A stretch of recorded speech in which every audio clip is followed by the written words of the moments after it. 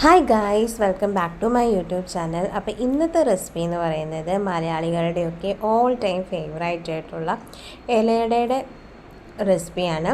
അപ്പോൾ അതിനായിട്ട് ഞാനിവിടെ അപ്പവും ഇടിയപ്പമൊക്കെ ഉണ്ടാക്കാൻ വേണ്ടിയിട്ട് എടുക്കുന്ന മാവാണ് എടുത്തിട്ടുള്ളത്. നല്ല നൈസായിട്ടുള്ള മാവാണ് നമ്മൾ ഇലയുടെ ഉണ്ടാക്കാനായിട്ട് എടുക്കേണ്ടത്. ഇത് ആവശ്യത്തിനുള്ള മാവെടുത്തു, അതിലേക്ക് ഉപ്പ് ആഡ് ചെയ്തതിന് ശേഷം നല്ല തിളച്ച വെള്ളം ഒഴിച്ചിട്ട് നന്നായിട്ടൊന്ന് മിക്സ് ചെയ്തിട്ട് എടുക്കാം. അപ്പം നല്ല തിളച്ച വെള്ളം ആയതുകൊണ്ട് തന്നെ നല്ല ചൂട് കാണും. അപ്പോൾ സ്പൂൺ എന്തെങ്കിലും യൂസ് ചെയ്തിട്ട് വേണം നിങ്ങൾ ഒന്ന് മിക്സ് ചെയ്തിട്ട് എടുക്കാനായിട്ട്. അപ്പോൾ നല്ല രീതിയിൽ അതൊന്ന് മിക്സ് ചെയ്തിട്ട് നമുക്കതൊന്ന് ചെറുതായിട്ടൊന്ന് തണുക്കാനായിട്ട് നമുക്ക് മാറ്റി വയ്ക്കാം. അതിനുശേഷം മാത്രം കൈ കൊണ്ട് നമുക്കൊന്ന് കുഴച്ചെടുത്താൽ മതിയാവും. അപ്പോൾ ഇത് നന്നായിട്ട് മിക്സ് ചെയ്തിട്ടുണ്ട്. ഇനി അതൊന്ന് നമുക്ക് കുറച്ച് നേരത്തേക്കൊന്ന് മാറ്റി വയ്ക്കാം. ആ സമയം കൊണ്ട് നമുക്ക് അതിനകത്ത് വെക്കാനുള്ള ഫില്ലിങ് നമുക്ക് റെഡിയാക്കാം. അപ്പോൾ അതിനായിട്ട് ഇത് ഞാൻ കുറച്ച് തേങ്ങ എടുത്തിട്ടുണ്ട്. അതിലേക്ക് ഞാൻ ശർക്കരയാണ് ആഡ് ചെയ്ത് കൊടുക്കുന്നത്. ഇതുപോലെ ഒന്ന് ചീകി ഇട്ട് കൊടുക്കുന്നുണ്ട്. നിങ്ങൾക്ക് ശർക്കരയുടെ ടേസ്റ്റ് ഇഷ്ടമല്ലാത്തവരാണെന്നുണ്ടെങ്കിൽ പഞ്ചസാര ആഡ് ചെയ്ത് കൊടുക്കാം. അപ്പം കൂടുതൽ ഹെൽത്തി ആയിട്ടൊക്കെ ഇരിക്കുന്നത് നമ്മൾ ശർക്കര ഉപയോഗിക്കുന്നതാണ്. പിന്നെ നിങ്ങൾക്ക് ശർക്കര പാനിയാക്കിയതിന് ശേഷം അതിലേക്ക് തേങ്ങ ഇട്ടിട്ട് മിക്സ് ചെയ്തിട്ട് എടുക്കാവുന്നതാണ്. ഇങ്ങനെ എടുത്താലും ടേസ്റ്റ് ഉണ്ട്.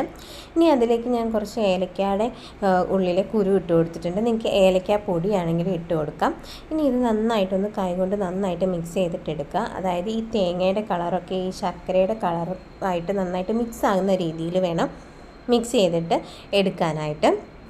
നല്ലപോലെ ഒന്ന് തിരുമ്മി കൊടുത്ത് നല്ല പ്രസ് ചെയ്തിട്ട് നമ്മളത് മിക്സ് ചെയ്താൽ മതിയാകും. ഇനി അത് മാറ്റി വയ്ക്കാം. അപ്പോൾ നമ്മുടെ മാവൊക്കെ തണുത്തിട്ടുണ്ട്. ഇനി ജസ്റ്റ് കൈ കൊണ്ട് ഒന്നുകൂടി ഒന്ന് ഇളക്കി കൊടുത്തതിന് ശേഷം നമ്മൾ വാഴയിലകളൊക്കെ ഈ ഒരു രീതിയിൽ കട്ട് ചെയ്ത് നന്നായിട്ട് വാഷ് ചെയ്തെടുത്തിട്ടുണ്ട്. ഇനി നമുക്ക് ചെയ്യേണ്ടത് ഈ വാഴയിലയിലേക്ക് ഈ മാവ് ഒന്ന് പരത്തി കൊടുക്കുക എന്നുള്ളതാണ്. അപ്പോൾ നിങ്ങളുടെ കയ്യിൽ ഇതുപോലെ മാവ് ഒട്ടുന്നുണ്ടെങ്കിൽ നിങ്ങൾ ജസ്റ്റ് ഒന്ന് കൈ ഒന്ന് വെള്ളത്തിൽ മുക്കിയതിന് ശേഷം ഒന്ന് പരത്തി കൊടുത്താൽ മതി. അപ്പോൾ നല്ല രീതിയിൽ പരത്തിയെടുക്കാനായിട്ട് പറ്റും.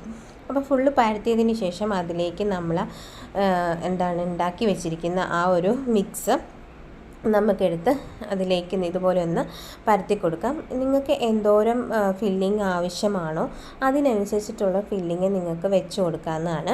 അപ്പോൾ നല്ല രീതിയിൽ ഇതുപോലെ ഒന്ന് പരത്തി വെച്ചതിന് ശേഷം അത് നടുവേ ഒന്ന് ഫോൾഡ് ചെയ്തിട്ട് എടുക്കാം.